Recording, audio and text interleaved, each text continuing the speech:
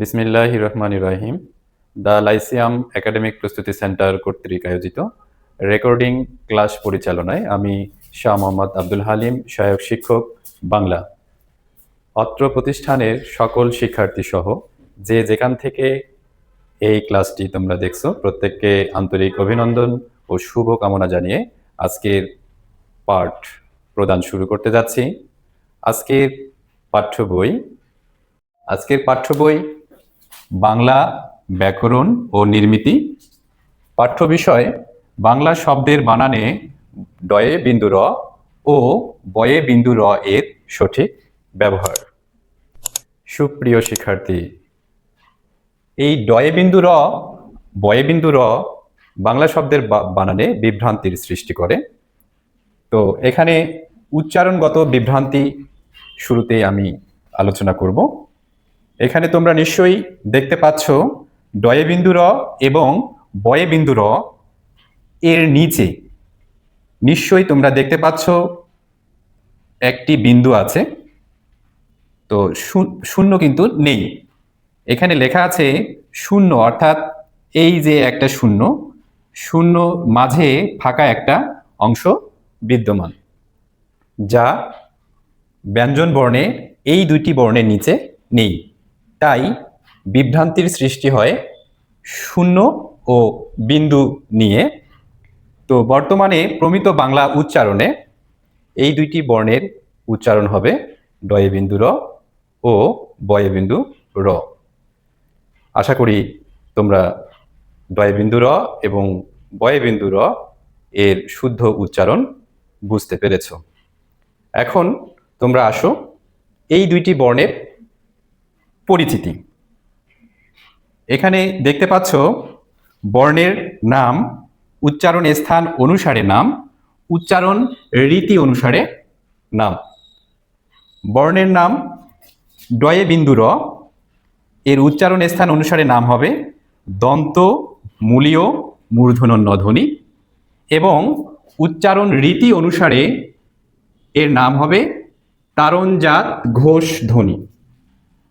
আবারও বলছি, ডয়ে বিন্দু র এর উচ্চারণ স্থান অনুসারে নাম হবে দন্তমূলীয় মূর্ধন্য ধ্বনি, এবং উচ্চারণ রীতি অনুসারে তারণজাত ঘোষ ধ্বনি।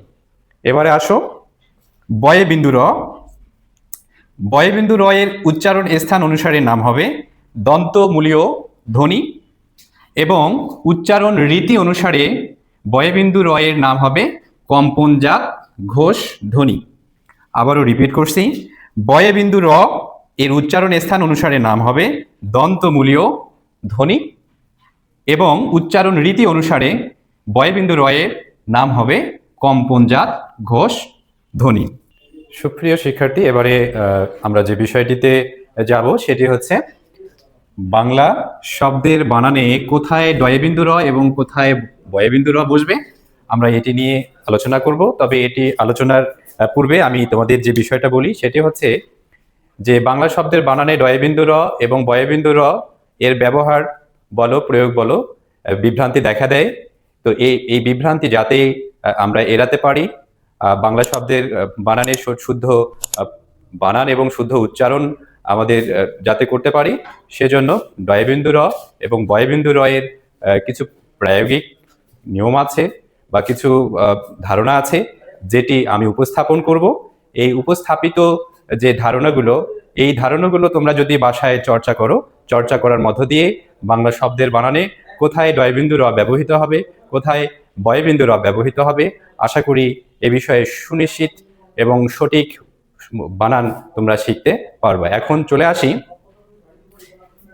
শব্দের সঠিক অর্থ বুঝে ডয়ে বিন্দু র এবং শব্দের সঠিক অর্থ বুঝে ডয়ে বিন্দু র এবং বয়ে বিন্দু র প্রয়োগ করতে হবে। পূর্বেই যেহেতু উল্লেখ করেছি, বাংলা শব্দের বানানে ডয়ে বিন্দু র এবং বয়ে বিন্দু র এর সুনির্ধারিত কোনো ব্যাকরণিক নিয়ম নেই। আমাদেরকে শব্দের সঠিক অর্থ, বাক্যে ব্যবহৃত শব্দের সঠিক অর্থ বুঝে আমাদেরকে নির্ধারণ করতে হবে যে ডয়ে বিন্দু র হবে নাকি বয়ে বিন্দু র হবে। এবারে দেখতে পাচ্ছ প্রায়োগিক কিছু নিয়ম। এখানে শুরুতেই আছে পড়ি পড়ি, এক পড়িতে কি আছে? বয়ে বিন্দু র আছে, এক পড়িতে ডয়ে বিন্দু র আছে। এখন চলে আসি কোনো কিছু পরিধান করা অর্থে। তোমরা নিশ্চয়ই দেখতে পাচ্ছ যে কোনো কিছু পরিধান করা অর্থে এই যে পরা শব্দটি, এই পরা শব্দের বানানে কি হবে? বয়ে বিন্দু র হবে, বয়ে বিন্দু র হবে। আবারও বলছি, মনোযোগ সহকারে তোমরা শোনো। কোনো কিছু পরিধান করা অর্থে পরা শব্দের বানানে বয়ে বিন্দু র হবে। কিন্তু উপর হতে কোনো কিছু পড়া, উপর হতে কোনো কিছু পড়া, জ্ঞান অর্জনের জন্য পড়া শব্দের বানানে ডয়ে বিন্দু র হবে। তোমরা নিশ্চয়ই বুঝতে পারছো। এবারে আরো স্পষ্ট হবে দু একটা উদাহরণ চর্চার মধ্য দিয়ে। এখানে দেখতে পাচ্ছ একটি উদাহরণ এখানে লিখেছি, আমি জামা পরি। আমি জামা পরি এবং নিচে লেখা আছে আমি জামা পরি। এই দুইটি বাক্যের মধ্যে একটি পরিতে ডয়ে বিন্দু র আছে, আর একটি পরিতে বয়ে বিন্দু র আছে। এখন এই পরি কোনটি শুদ্ধ হবে, কোনটি অশুদ্ধ হবে, এটি এবারে চিহ্নিত করছি। তো এখানে আমি জামা পরি, এই পরি হচ্ছে উপর থেকে কোনো পরা অর্থে আর পরিধান করা অর্থে নয়।